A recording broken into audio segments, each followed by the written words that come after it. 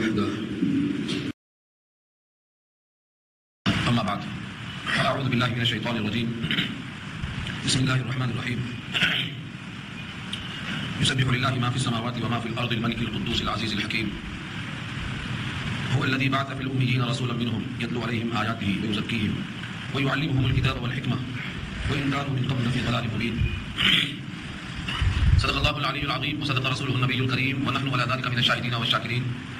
اللهم ألهمنا رشدنا وأعذنا من شرور أنفسنا. اللهم وفقنا لما تحب وترضى من القول والفعل والنية. رب اشرح لي صدري ويسر لي أمري واحلل عقدة من لساني يفقهوا قولي. آمين يا رب العالمين. محترم حضرات، معزز سامعین، محترم خواتین، میری ماں اور بہنوں، میری بھائیوں، پیارے بچوں، آج کی گفتگو کا عنوان ہے سورۃ الجمعہ. سورۃ جمعہ 11 آیتوں پر مشتمل ہے. اس میں کل 2 رکوع ہیں. بہت مختصر ہے دوسرا رکوع، یعنی 11 آیتوں میں 2 رکوع ہیں. کوشش کریں گے کہ مکمل درس ایک نشست میں ہو جائے. یہ سورت چونکہ مدنی ہے اور مدنی صورتوں میں احکامات ہوتے ہیں.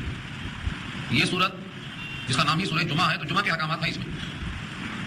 اس لیے مختصر ہونے کے باوجود اپنے اندر مضامین بہت طویل ہیں. اس سورت کو اللہ رب العزت نے اللہ کی تسبیح سے شروع کیا ہے. تسبیح کا مطلب یہ ہے اللہ کی پاکی بیان کرنا. سبحان اللہ، اللہ کی ذات پاک اور صاف ہے تمام عیوب سے اور منزہ ہے تمام نقائص سے اور جامع ہے تمام خوبیوں سے.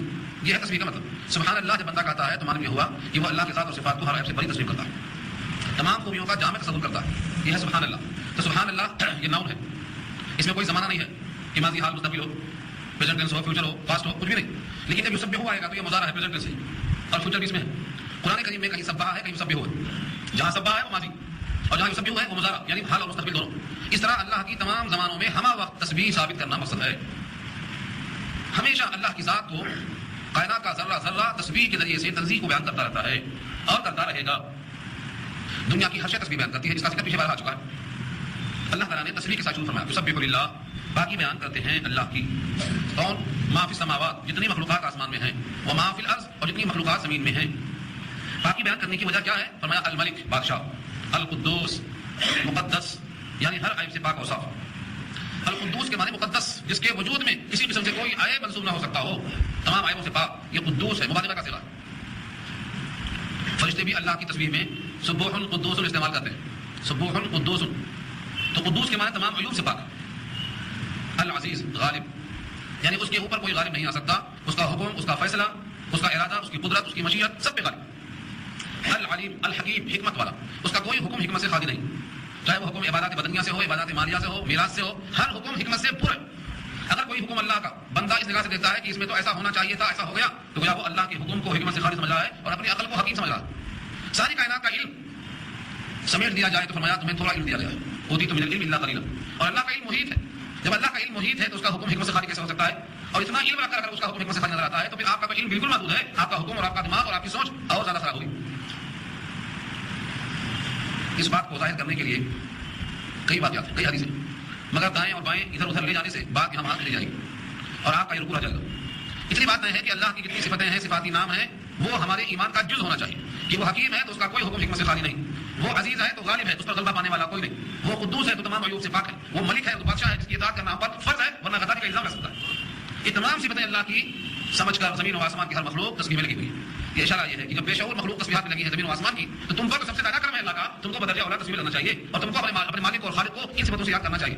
یہ اشارہ جس پر کم احسان ہے وہ صبح شام تسبیح بیان کرتے ہیں، تو تم پر سب سے بڑھ کر احسان ہے. کیا احسان ہے؟ وہ بندہ کی نہیں سکتا. تمام مخلوقات میں سے اشرف بنایا، تمام مخلوق کو علم سے خالی رکھا، تم کو علم سے مالا مال کر دیا. سب کو مملوک بنانے کے ساتھ محکوم بنایا، تم کو حاکم بنایا. سب سے سجدہ کروایا، تم کو مشہور بنایا. اللہ کا علم یہ ہے تمہارے لیے. اللہ نے ساری کائنات کو سجایا، مسخر کیا تمہارے واسطے. تو یہ مختلف جو ہے عنوانات سے آپ دیکھیں گے تو بندے پر یعنی انسانیت پر اللہ کا جو احسان ہے وہ دیگر مخلوقات سے کروڑا بڑھتا ہے. تو جب یہ بے شعور مخلوق تسبیح بیان کرتی ہے تو آپ کو بدرجہ اولا تسبیح میں لگنا چاہیے. اس لیے سبحان اللہ وبحمدہ، سبحان اللہ العظیم کثرت سے پڑھنا چاہیے. اس تسبیح کے ساتھ اللہ رب العزت نے اپنی ایک صفت جو صفت علم ہے اس کے اظہار کے لیے اللہ نے ایک رسول بھیجا جس نے اللہ کی کتاب کو مختلف انداز سے پیش کیا. آیت نمبر 2 میں مضمون پیش کیا.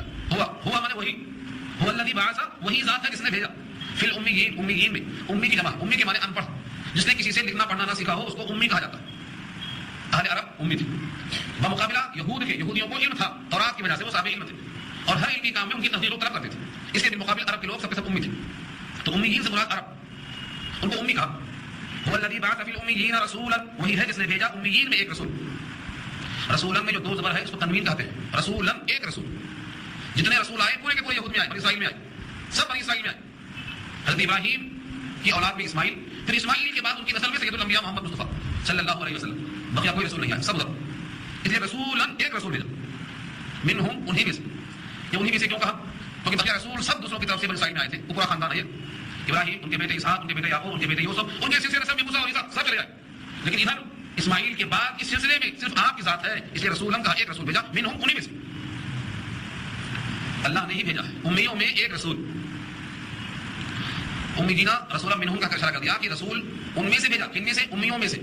جب امیوں کے اندر بھیجا اور امی کو رسول بنا کر بھیجا تو رسول کے لیے صفت امی یہاں سے نکلا. اور اس کی وضاحت سورہ اعراف میں آ چکی ہے. آمنوا باللہ ورسولہ النبی الامی الذی یؤمن باللہ وکلماتہ. سورہ اعراف کی 157 نمبر کی آیت ہے. نبی صلی اللہ علیہ وسلم کی صفات میں سے ایک صفت لفظ امی ہے. عام انسانوں کے لیے امی ہونا عیب ہے، یہ بیچارہ جاہل ہے، ان پڑھ لکھا نہیں ہے. لیکن یہی صفت امی نبی صلی اللہ علیہ وسلم کے لیے سب سے بڑا امتیاز ہے. سب سے بڑا امتیاز کہ کسی کی شاگردی نہیں کیا آپ نے. آپ کا اس دنیا میں کوئی استاد نہیں ہے، کسی کے سامنے زانو تلمس نہیں کیا، کسی نے آپ کو لکھنا پڑھنا نہیں سکھایا، کوئی آپ پر محسن نہیں ہے علمی اعتبار سے. براہ راست اللہ نے آپ کو وہ علم عطا فرمایا. علامہ سعدی نے کہا ہے یتیمے کی نہ کردہ قرآن درست، کتب خانہ چند ملت بشست. ایسا یتیم بھی جس نے قرآن بھی کسی کے پاس بیٹھ کر نہیں سیکھا. ملت کے کتنے کتب خانے ہیں جن کو دھو کے رکھ دیا ہے. دنیا کے لوگ لکھتے جائیں گے، زندگیاں ختم ہو جائیں گی، لیکن نبی کے اوصاف پر قلم بند کرتے کرتے تھک جائیں گے، بات پوری نہیں کر پائیں گے. سیرت النبی کے مفہوم پر اشارہ کرتا ہے دفتر تمام گشت وبایا رسید عمر ما ہم چنا در اول وصفے تمہارا ہے. دفتر تمام گشت، تمام کتب خانے شان مارا اور اپنے تمام عمر کو لگا دیا. دفتر تمام گشت وبایا رسید عمر پہنچ اپنی انتہا کو. ما ہم چنا در اول وصفے تمہارا ہے، لیکن تمہارا ایک وصف بیان کرتے کرتے ہم عاجز ہو گئے کہ آپ محسن ہیں. آپ کا احسان کس کس ذرے پر ہے؟ تو ایک ایسا شخص جس کو امی کہا گیا، کائنات میں کوئی اللہ کے بعد اتنا علم والا پیدا نہیں ہوا. یہ افتخار نبی کی ذات کے لیے. اللہ کے بعد کسی کا علم آپ کے برابر بھی نہیں پہنچ سکا. اس لیے بادشاہ نے کہا ہے بادت خدا بزرگ تو قصہ مختصر. قصہ مختصر یہ ہے کہ اللہ کے بعد آپ ہی کا نمبر ہے اور کوئی نبی اور کوئی دوسرا آپ کے علم تک نہیں پہنچ سکتا. ہاں تو آپ کا یہ علم تھا. امی ہونا آپ کے لیے عیب نہیں تھا، امی ہونا آپ کے لیے ایک امتیاز تھا کہ کسی سے پڑھے لکھے بغیر اتنا علم کہ کائنات عاجز ہے آپ کی ایک خوبی کرتے کرتے. یہاں بتایا گیا وہی اللہ جس نے بھیجا امیوں میں ایک رسول، انہی میں سے یعنی امیوں میں سے. پھر بھی علمی کام ایسا پیش کیا کہ آج تک دنیا عاجز ہے اور قیامت کی صبح تک عاجز رہے گی. کیا کرتے تھے وہ نبی؟ 3 کام بتائے گئے. نبوت کے 23 سال میں، 23 سال کیوں کہا میں نے؟ کل عمر آپ کی 63 سال، جس میں مکے میں گزر گئے 40 سال نبوت کے اعلان سے پہلے کے. اب نبوت کا اعلان ہوا تو عمر کیا تھی؟ 40 سال. اس کے بعد مکے میں 13 سال، پھر مدینے میں 10 سال. تو زمانے نبوت کتنا ہوا؟ 23 سال ہوا. مکہ میں 13، مدینے میں 10، دونوں ملائے تو 23 سال ہوا. اس 23 سال کے زمانے نبوت میں اللہ نے آپ کو 3 کام ایسا بتایا جو ہمیشہ آپ کرتے رہے. وہی 3 کام کرنے والا اصل نبی کا کام کرنے والا ہے. اور وہ 3 کام میں چونکہ مشقت زیادہ ہے، محنت زیادہ ہے، اس لیے لوگ جان چلا کر سستا کام کر لیتے. سستا کام کیا کر لیتے؟ جو دل میں آیا کر لیتے، جس نے جو بتا دیا وہ کر لیتے. نبی نے 23 سال میں جو کام کیا ہے وہی شاید بتایا اللہ نے. اور یہ ایک جگہ نہیں ہے، قرآن میں 3 جگہ. پہلا پارہ سورہ بقرہ، وہاں حضرت ابراہیم کی دعا کی شکل میں یا اللہ میری نسل میں ایک ایسا رسول بھیج دے جو رسول ایسا ایسا کام کرے. پہلے پارے. دوسرا موقع ہے چوتھا پارہ آل عمران کا. وہاں اللہ نے ابراہیم کی دعا کو بشکل قبول ظاہر کیا. جیسا ابراہیم نے دعا کیا تھا اسی صفت والا نبی ہم نے بھیج دیا. تیسری جگہ یہ سورہ جمعہ کی آیت نمبر 2 جہاں بتا رہے ہیں نبی کریم کہ جن خوبیوں کی دعا کی تھی ابراہیم نے، جن صفات کا نبی ہم نے بھیجا تھا آل عمران میں، اب اس کو دیکھو کہ 23 سال میں وہ نبی نے وہی کام کیسا کیے. اس عنوان بنتا ہے مقاصد بعثت نبوی. نبی صلی اللہ علیہ وسلم کی دنیا میں بھیجے جانے کے مقاصد کیا تھے، کیا کیا کیا آپ نے.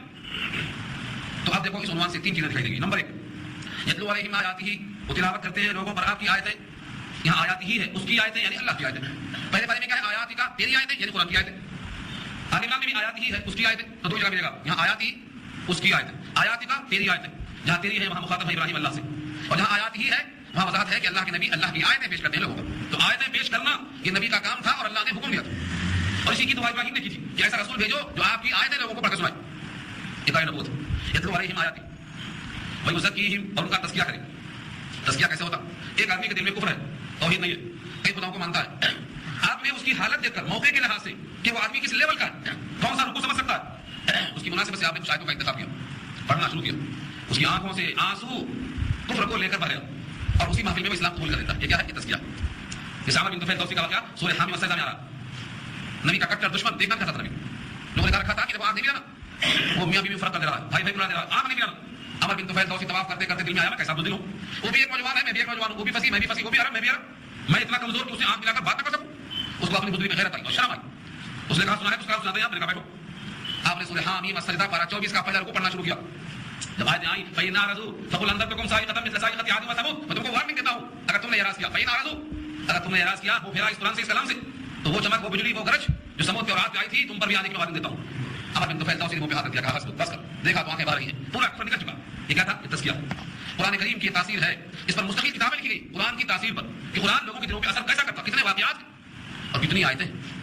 قرآن سے اعراض کرتا ہے تو کیا سزا ہے؟ سورہ طہ آیت نمبر 100 16 پارہ، گھر میں جا کے دیکھ لینا. جو قرآن سے منہ موڑے گا سزا کا ذکر اللہ نے خود کیا ہے. سورہ طہ پارہ 16 آیت نمبر 100 سزا. اب یہ اعراض کسے کہتے ہیں، وہ پھیرنا کسے کہتے ہیں، وہ دل پہ ہاتھ رکھ کے خود سوچو کس کا نام ہے اعراض کرنا. ایک چیز آپ کے سامنے آئی نعمت کی شکل میں، اس کا صحیح استعمال نہ کرنا اعراض کرنا ہے. آپ صحیح استعمال کرتے ہیں دل آپ کا مطمئن ہے انشاءاللہ ملے گی، اور آپ صحیح استعمال نہیں کرتے ہیں تو آپ کا دل گواہی دے گا کہ اس کتاب کو آپ نے صحیح استعمال نہیں کیا، وہ اعراض ہے. تو قرآن کریم کے ذریعے سے اس طرح سے دلوں کی تاثیر رکھا ہے اللہ نے. بہت واقعات، مجھے واقعات جانا نہیں. تو نمبر 2 کیا تھا؟ تزکیہ کرنا. نمبر 1 تلاوت کرنا، نمبر 2 تزکیہ کرنا، نمبر 3 کیا ہے؟ وَيُعَلِّمُهُمُ الْكِتَابَ، اور ان کو کتاب سکھلاتے ہیں، ان کو اطلاع سکھاتے ہیں. والحکمت، اور حکمت سکھاتے ہیں. حکمت کے معنی دانش مندی، عقل مندی کی بات سکھاتے ہیں، جس کا نام سنت ہے. حکمت کیا ہے؟ سنت ہے. کتاب اللہ میں اور تلاوت میں اور تعلیم کتاب میں کیا فرق ہے؟ دیکھو اللہ کی طرف سے جو ترتیب آئی ہے تھوڑا سا دماغ لگاؤ. اصل دیکھا جائے تو ترتیب کے لحاظ سے تلاوت کرتے، کتاب کی تعلیم دیتے، دل کا تزکیہ کرتے اور حکمت سکھاتے، یہ ہونا چاہیے. لیکن اللہ نے تلاوت کتاب اور تعلیم کتاب کے بیچ میں تزکیہ قلب کو داخل فرمایا. تو یہ لوگ سمجھ جائیں گے کہ دونوں ایک ہی کام ہے. تلاوت کتاب اور تعلیم کتاب ایک ہی کام سمجھ جائیں گے لوگ، اس لیے تلاوت کتاب کو الگ بیان کیا اور تعلیم کتاب کو الگ بیان کیا اور بیچ میں تزکیہ قلب رکھا. کیوں؟ تلاوت کہتے ہیں لفظوں کو صحیح کرنا، قرآن کے لفظوں کو صحیح پڑھنا، یہ تلاوت کرنا ہے. اور اس کتاب کے معنی اور مفہوم کو، حلال و حرام کو، صحیح اور غلط کو، عقیدے کی تصحیح کو، یہ کتاب تعلیم کتاب سے مراد ہے.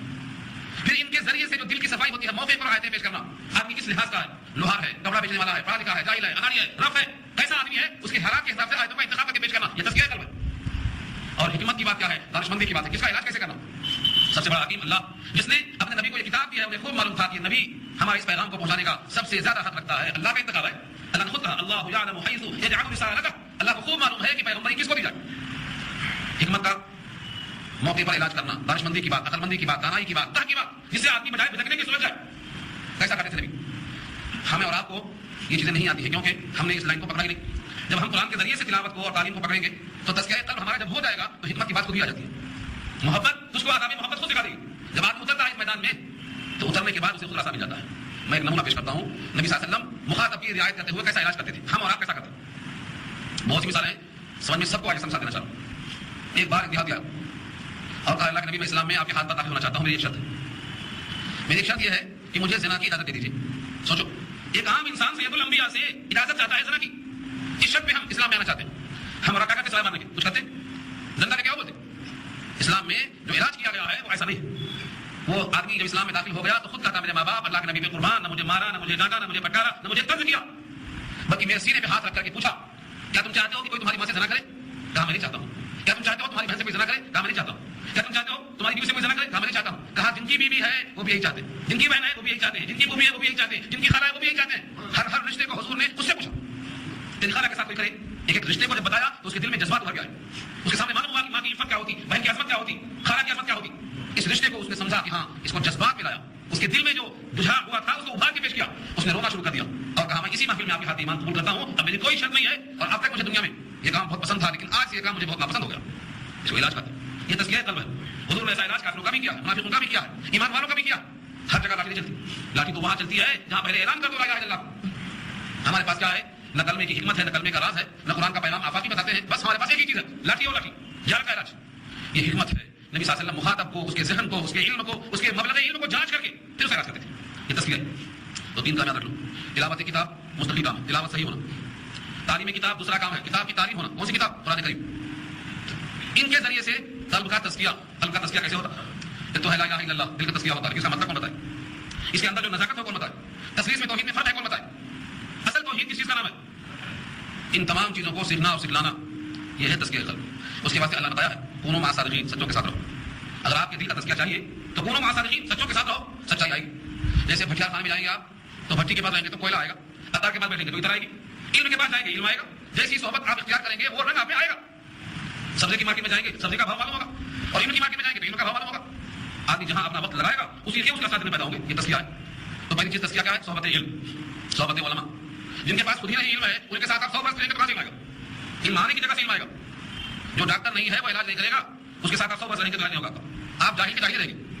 تو علم آتا ہے علماء کے پاس سے، علاج آتا ہے ڈاکٹر کے پاس سے، قانون آتا ہے وکیل کے پاس سے، کپڑا آتا ہے بزاز کے پاس سے، گوشت آتا ہے جزار کے پاس سے. جس کے پاس جو چیز ہے وہی دے گا.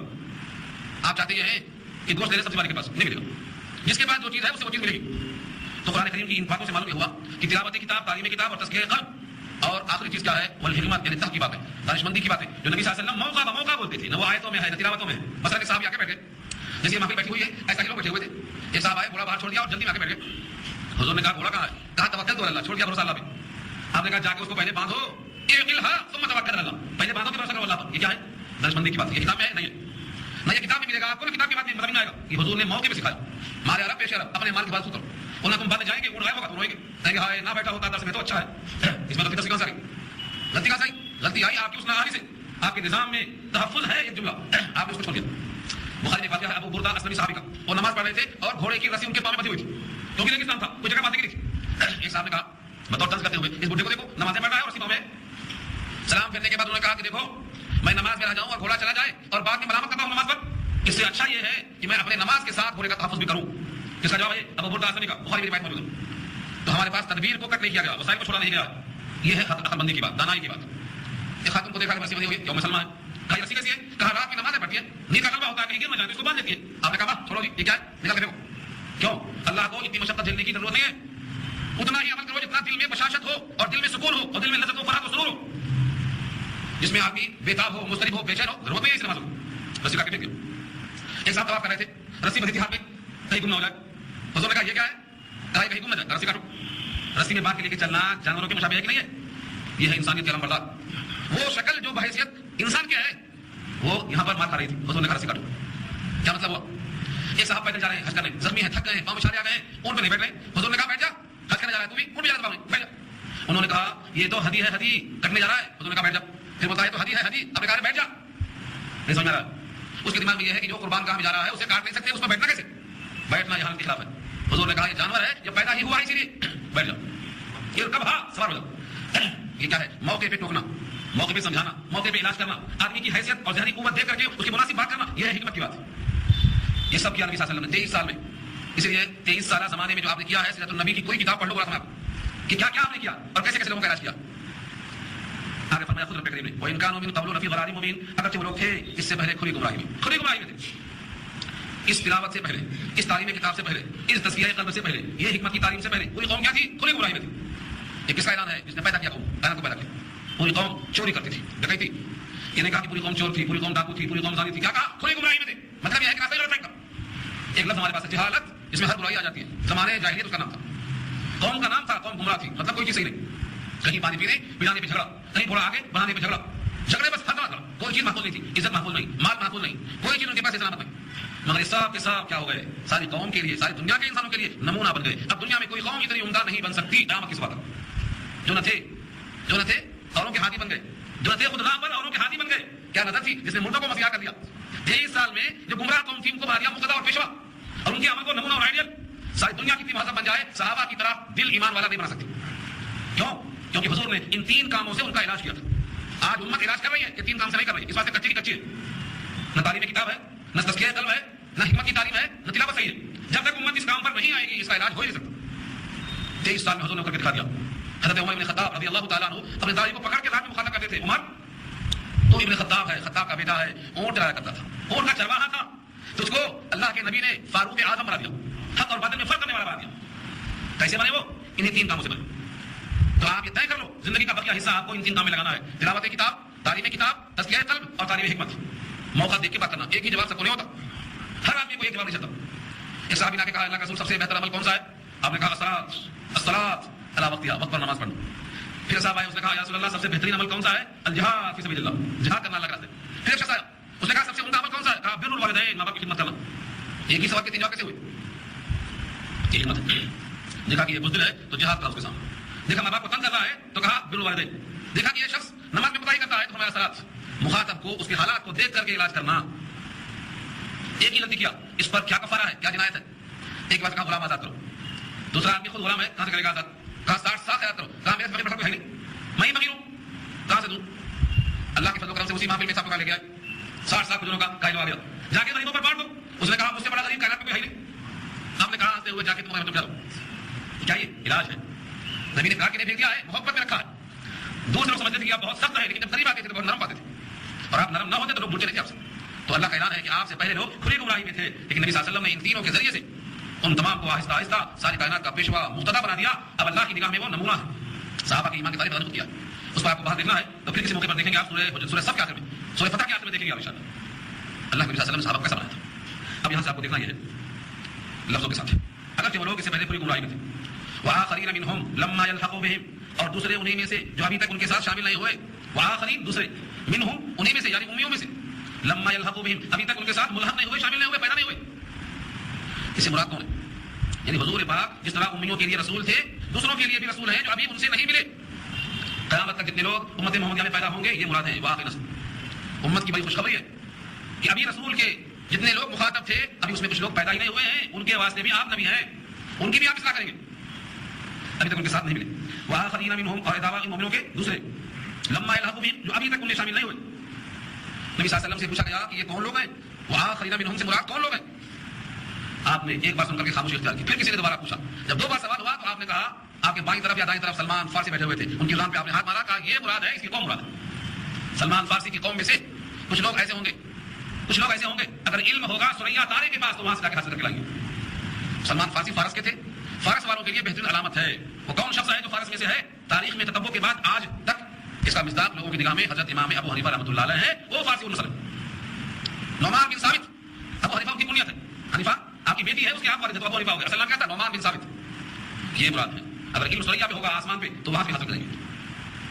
تو اس سے مراد امت کے وہ افراد جو نبی کے زمانے میں موجود نہیں تھے لیکن بعد میں آہستہ آہستہ اس امت میں شامل ہوتے جائیں گے, ان کے واسطے بھی حضور کو اللہ نے بھیجا ہے. اس میں ڈرامہ کے دو بحث ہیں.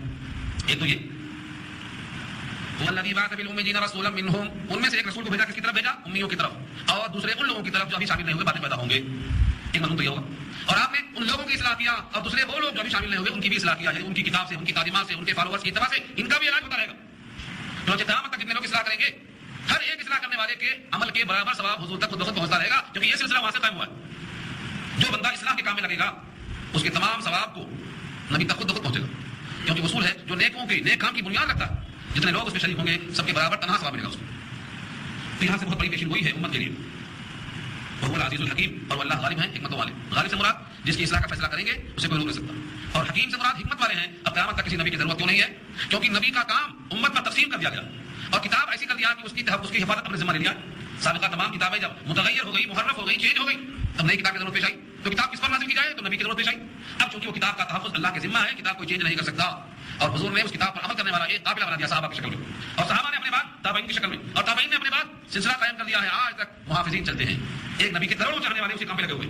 اس لیے اب نئی کتاب کی ضرورت نہیں ہے, وہ نبی کی نبوت چلے گی آخر زمانے میں. یہ سب سنا کر اللہ خود فرماتے ہیں ذالک فضل اللہ, یہ اللہ کا فضل ہے. ذالک فضل اللہ, یہ اللہ کا فضل ہے. فضل میں اور عدل میں فرق ہے.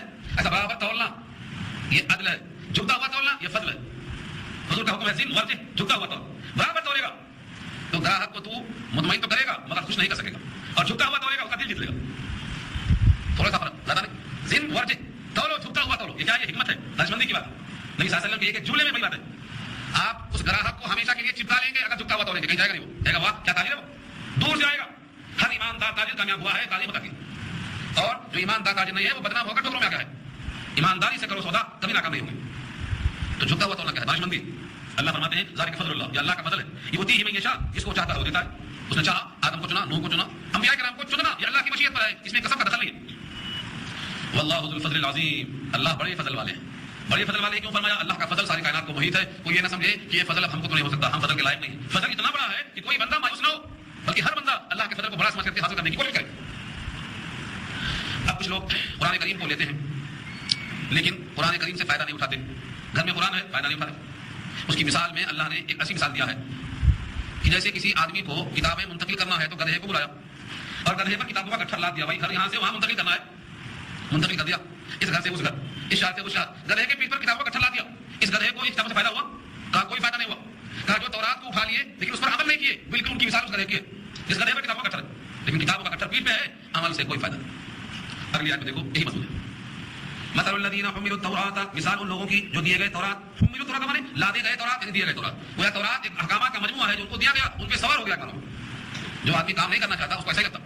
کیا بھائی سر پہ سوار ہو گئے، ذرا پانی لے کے آؤ، نہیں جا رہا ہے پانی، کیا لگتا ہے یہ حکم گویا سر پہ سوار ہے، کرنے کو دل نہیں جا رہا. صبح کھانے بچے کو اس کو بجٹ پڑے چلو، ہمیں کیا سوار ہو گیا سر پہ، یہ حکم کی تعمیل کرانا گویا سر پہ سوار ہونا ہے. تو تورات میں جو احکامات تھے ان پہ اوپر لادے گئے کیونکہ ان کو پسند نہیں تھا، تورات پہ عمل کرنا پسند نہیں تھا. تو جملہ کیا استعمال ہوا، وہ لوگ جو تورات دیے گئے، تورات ان پر لا دی گئی، دل میں خوشی نہیں. ثم لم يحملوها، پھر انہوں نے اس پر عمل نہیں کیا، اس کو برداشت نہیں کیا، اس کے بوجھ کو نہیں سا. کمثل الحمار، گدھے کے مثال کی طرح ہے. اللہ خود فرماتے ہیں گدھے کے مثال کی طرح. ظاہر ہے کہ تورات جن کو دی گئی تھی وہ تورات کے عالم تھے، انہوں نے عمل نہیں کیا تو کہا اس گدھے کی مثال ہے. يحمل اسفارا، جو لاتے لاتے پھرتا ہے کتابوں کا گٹھا. اسفار بڑی کتابوں کو بولتے ہیں، سفر سے اسفار نہیں ہے بلکہ آپ نے پڑھا ہوگا بأیدی سفرہ کرام بررہ. کہاں پڑھا آپ نے؟ سورہ عبس میں. بأیدی سفرہ وہاں کیا ہے؟ بڑے بڑے معزز فرشتوں کے ہاتھوں میں. تو سفرہ کے معنی بڑی بڑی کتابیں، موٹی موٹی کتابیں لاتے ہوئے. بیس مثل القوم، بری ہے مثال قوم کی، الذین کذبوا بآیات اللہ، جنہوں نے جھٹلایا اللہ کی آیتوں. واللہ لا یہدی القوم الظالمین، اور اللہ ہدایت نہیں دیتے ظالم قوم. ظالم قوم کو اللہ ہدایت نہیں دیتے. ظالم کون ہے؟ جنہوں نے اللہ کی آیتوں کو جھٹلایا. اور پیٹھ پر لادنا اور عمل نہ کرنا، یہ تشبیہ ہے کہ گدھے پر کتابیں لا دی گئی مگر کتابوں کا علم گدھے کو کسی طرح مفید نہیں. علامہ سعدی نے اس آیت کو سامنے رکھ کر شعر کہا تھا، نہ محقق بول نہ دانش مند، چار پائے برو کتابیں چند. نہ محقق بنے گا نہ عقل مند بنے گا. بس سمجھو کہ ایک چار پائی چوپایا ہے، چار پیر والا جانور ہے، کتابیں لا دی گئی اس کے اوپر. یہ مثال تورات کے عالم کی تھی، لیکن بے یہی مثال ہے قرآن کے عالم کی بھی. اگر قرآن اس کے پاس ہے اور قرآن کی کوئی پرواہ اس کو نہیں ہے، قرآن کے عمل کے خلاف کرتا ہے، تو یہ مثال بھی اسی پہ آیت ہوتی ہے. سورہ مائدہ میں ایک آیت ہے، یا اہل کتاب لستم علی شیء حتی تقیموا التوراۃ والانجیل. اے اہل کتاب تم نتھنگ، تم کچھ بھی نہیں ہو جب تک کتاب پر قائم رہو. تو وہاں مخاطب کون ہے؟ تورات والے اور انجیل والے. تو پھر جب تورات والے کچھ نہیں ہیں بغیر تورات پہ قائم ہوئے، انجیل والے کچھ نہیں ہیں انجیل پہ قائم ہوئے بغیر، تو قرآن والے سب کچھ کیوں ہیں قرآن پہ قائم ہوئے بغیر؟ اصول ہے، اللہ کا ضابطہ ہے، اور اللہ کا ضابطہ اور طریقہ تبدیل نہیں ہوتا. ولن تجد لسنت اللہ تبدیلا، اللہ کا ایک دستور ہے، میں نے کتاب بھیجی ہے فالو کرنے کے لیے. اگر وہ لوگ فالو نہیں کرتے ہیں تو مجرم، اور آپ نہیں فالو کرتے ہیں تو آپ مجرم کیوں نہیں؟ یہ اللہ کا اصول. اس آیت میں زبردست وعید ہے جو اپنے علم پر عمل نہیں کرتا، جو کتابیں لگتا ہے کتابیں فالو نہیں کرتا، کتاب کے مطابق حیات نہیں گزارتا، اس کی وجہ سے زبردست پکڑ ہے. اب یہاں سے ان یہودیوں کے واسطے ایک چیلنج ہے. یہودی کیا کہتے تھے؟ پہلے بارے میں آیت آ چکی ہے. کہتے تھے یہودی ہم کو تو جہنم میں جانا ہی نہیں ہے، ہم کو جہنم کی آگ چھوئے گی نہیں. لن تمسنا النار الا ایاما معدودہ، ہمیں تو جہنم کی آگ چھوئے گی نہیں سوائے چند دن کے. کہا چند دن کیوں چھوئے گی؟ کہا جن دنوں میں بچڑے کی پوجا ہوئی تھی 40 دن. حضرت موسیٰ چلے گئے تھے کوہ طور پہ اور سامنے نے بچڑا بنایا تھا، ساری قوم بچڑے کی پوجا کر گئی. 40 دن میں موسیٰ واپس آ گئے، پھر اس بچڑے کو جلا کر خاکستر کر دیا اور پوری قوم صاف ہو گئی. وہ 40 دن تک جو بچڑے کی پوجا کی تھی اس جرم میں اگر جائیں گے تو جائیں گے بس. بھیا تو ہم اللہ کے لاڈلے ہیں، اللہ کے چہتے ہیں، اللہ کے محبوب ہیں. نحن ابناء اللہ واحباؤ، اللہ کے محبوب ہیں، ہمیں آگ نہیں چھوئے گی. اللہ نے کہا جب دنیا میں تمہیں یقین ہے کہ مرنے کے بعد جنت میں جائیں گے، آگ نہیں چھوئے گی، تو دنیا کی مشقت کیوں چھوڑتے ہو؟ کیا دنیا سے آخرت بہتر نظر نہیں آ رہی ہے؟ تمنا موت کرو، پہنچ جاؤ، موت کیوں نہ کرو. فرمایا نبی صلی اللہ علیہ وسلم نے اگر یہ تمنا موت کر لیتے تو اسی دن پورے مر جاتے. اللہ کا یہ فیصلہ تھا، اگر تمنا موت یہ کر لیں گے تو پورے اسی دن مر جائیں گے. لیکن یہ تمنا موت کبھی نہیں کریں گے. کبھی کیوں نہیں کریں گے؟ کیونکہ برے برے اعمال ہاتھوں نے بھیجا ہے، اس کا انجام جہنم میں خوب معلوم ہے. اس لیے تمنا موت نہیں کریں گے بلکہ 1000 سال جینا چاہیں گے. ہر یہودی، ہمارے پاس تو 100 سال 200 سال کی تمنا ہے نا. جب بھی کوئی بوڑھا آدمی ہے بولو وقت ہو گیا، ابھی کہاں بھی چلے لو، ابھی اور 10 سال، ابھی اور 5 سال. لیکن یہودیوں کا عالم یہ ہے کہ 1000 سال جینے کی خواہش ہے، کیونکہ ان کو خوب معلوم ہے مرتے ہی جاننا ہے. چیلنج کیا اللہ نے کہ ان میں سے ہر شخص چاہتا ہے کہ میں 1 سال جیوں، 1 سال. یود احدهم لو يعمر 1000 سنہ، ان میں سے ہر ایک چاہتا ہے کاش کیجیے 1000 سال، 1000 سال. اس چیلنج کو یہودیوں نے قبول نہیں کیا. حضور کے سامنے اگر بولتے کہ ٹھیک ہے ہم مرنا چاہ رہے ہیں تو اللہ ان کو فوراً موت دے دیتے، لیکن ان کی ہمت نہیں ہوئی. اگلے آدمی مسلمان دیکھیے، قل آپ کہہ دیجیے یا ایھا الذین ھادوا، اے وہ لوگ جو یہودی ہو گئے، ان زعمتم، اگر تمہارا گمان ہے، انکم اولیاء للہ، کہ تم اللہ کے اولیاء ہو.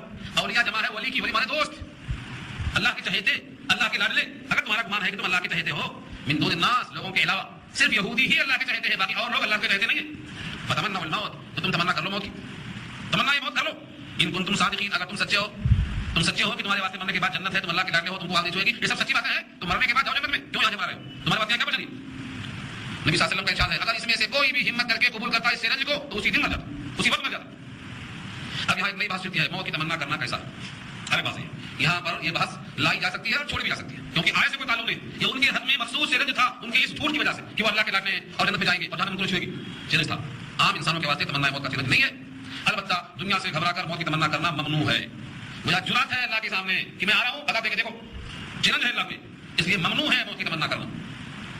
موت کی تمنا کرنا ممنوع ہے. ہاں اگر بہت زیادہ پریشان ہو جائے تو اتنا کہہ سکتا ہے یا اللہ اگر میرے ہاتھ میں بہتر ہے زندگی تو زندگی عطا کر، اور میرے ہاتھ میں اگر موت بہتر ہے تو موت عطا کر. میرے ہاتھ میں اگر بہتر ہے، یہ لفظ کہہ کر کے کہہ سکتا ہے تو اللہ کے اوپر فیصلہ ہوتا ہے.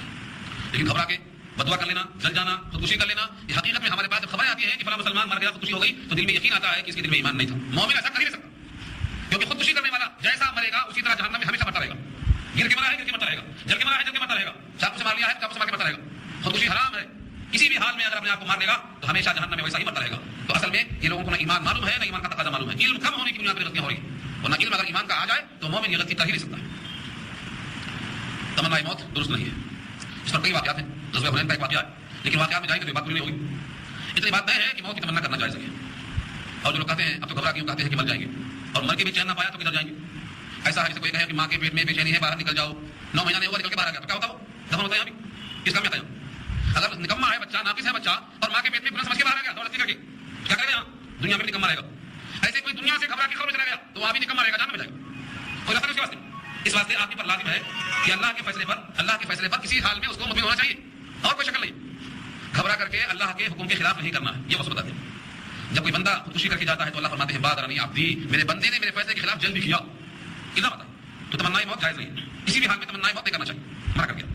اگلی آیت دیکھیے, ولا يتمنونه ابدا بما قدمت ايديهم, اور وہ تمنا موت نہیں کریں گے ابدا کبھی بھی, بما قدمت ايديهم, اس وجہ سے کہ ان کے ہاتھوں نے آگے بھیجا ہے. کیا بھیجا ہے؟ حضور کی مخالفت, قرآن کی مخالفت, تورات میں چینجنگ, احکام حق کو مٹا کر احکام باطل کو نافذ کرنا, یہ سب ان کے ہاتھوں میں بھیجا گیا. اس لیے ہم کو معلوم ہے کہ جاتے ہی پکڑے جائیں گے. واللہ علیم بالظالمین, اللہ پکڑنے والے ہیں. اللہ جانتے ہیں ظالموں کو, ظلم کر کے وہ کبھی بھی آئے گا, اس کا انجام ہی ہوگا. اس رکوع کی آخری آیت ہے, اس میں اللہ نے خطاب کیا کہ تم یہ مت سمجھو کہ 1000 سال جیو گے تو جہنم سے بچ جاؤ گے. تم کبھی بھی مرنے کے بعد آؤ گے تو ہمارے ہی پاس آؤ گے, اور مرنے کا دن طے ہے. تم کتنا ہی بھاگو تمہیں مرنا ہی ہے. تمنا کرنے سے 1000 سال نہیں جیو گے. ہمیں تمنا ہے 1000 سال جینے کی, لہذا ہم 1000 سال رہیں گے نہیں. تمنا کرنے سے حیات نہیں بڑھنے والی. قل ان الموت الذي تفرون منه, کہا تو بے شک وہ موت جسے تم بھاگ رہے ہو. تفرون منه, فر يفرون کے معنی بھاگنا. فار چوہے کو بولتے ہیں, کیوں بھاگتا رہتا. تو یفرون اور تفرون کے معنی تم بھاگ رہے ہو اس موت سے. فإنه ملاقيكم, فإنه وہ موت تم سے ملاقات کر کے رہے گی. کب کرے گی ملاقات؟ جب بندہ پیدا ہوتا ہے تبھی سے موت کا پیچھا شروع ہو جاتا ہے. حالانکہ دنیا میں بشر کو نہیں زیبا غفلت, موت کا دھیان بھی لازم ہے کہ ہر آن رہے. جب بشر آتا ہے دنیا میں تو کہتی ہے قضا, میں بھی پیچھے چلی جاتی ہوں, ذرا دھیان رہے. اللہ نہیں لاتی, وہ پیچھے ساتھ لاتی. ہم سمجھتے ہیں حیات آئی لیکن قضا نہیں آئی. ابھی لائی حیات آئے, قضا لے چلی چلے, اپنی خوشی سے آئے نا اپنی خوشی چلے, اپنا اختیار نہیں ہے اس میں. ابھی میں رہنا چاہتا ہوں. آپ کون, آپ کی چاہت کی حیثیت کیا ہے؟ ساری کائنات مل کے آپ کو ایک گھڑی کی حیات دینے پر قادر نہیں ہے. ساری کائنات مل کے فإنه ملاقيكم, وہ تم کو بہرحال پکڑے گی. یہاں تو اتنا ہی کہا, سورہ نساء میں کہا 5واں پارہ, اگر تم کسی بڑے محل میں ہو, مضبوط محل میں ہو, جہاں پر اتنا بہترین انتظام ہے کہ کوئی داخل نہیں ہو سکتا, پرندہ پر نہیں مار سکتا, ہاں اللہ فرماتے ہیں جب تمہارا وقت آئے گا تو تمہارے محافظ فرشتے تمہیں کو ماریں گے. وہ گولیاں جو تمہارے لیے محافظ تھی وہی تم پر چلنے والی ہے. وقت آئے گا تو ان کا دل ہمیشہ پلٹا دیں گے کہ تم پر فائدہ کریں گے. ہندوستان کی تاریخ پڑھ لینا, جب اللہ کا محافظ فرشتہ ہٹ جاتا ہے تو یہ دنیا کے محافظ انسان کچھ نہیں کرتے, الٹا مارتے. کسی بھی محل میں ہو, ولو کنتم فی بروج مشیدہ, ایسے برج میں ہو جو گھچ کا بنا ہوا مکان ہے جہاں کوئی پرندہ پر نہیں مار سکتا. اینما تکونوا, کہیں بھی رہو, یدرککم الموت, میں موت پکڑ لے. تو یہ مسئلہ جو ہم تحفظ کریں گے تو ہم بچیں گے. ہم بچیں گے تو کہاں تک بچیں گے؟ جہاں تک حیات لکھا ہے اللہ نے. اس کے آگے ثم تردون الی عالم الغیب والشہادہ, پھر تم کو پہنچایا جائے گا اس ذات کی طرف جو غیب کا علم رکھتا ہے. چھپے کا علم, کھلے کا علم. غیب اور شہادہ دو ہے. غیب مانے جو حواس خمسہ سے غائب ہے, اور شہادہ مانے جو آپ کے سامنے کھلا اور چھپا, ظاہر اور باطن دونوں کا علم رکھتا ہے. فَيُنَبِّئُكُم بِمَا كُنتُمْ تَعْمَلُونَ, پھر تم کو بتا دے گا جو تم کیا کرتے تھے, تمہارے سارے کام کو اطلاع کر دے گا. 8 آیتیں ہو گئی, ایک رکوع پورا ہو گیا. دوسرے رکوع میں صرف 3 آیتیں ہیں. 3 آیتوں میں مضمون بہت طویل ہے. جمعہ کی فرضیہ, جمعہ کے مسائل, جمعہ کے احکامات, بہت سی باتیں ہیں. انشاءاللہ یہ رکوع آئندہ رکھیں گے کیونکہ گھنٹہ ہمارا پورا ہو گیا ہے. 1 گھنٹے کے بعد اگر سنائیں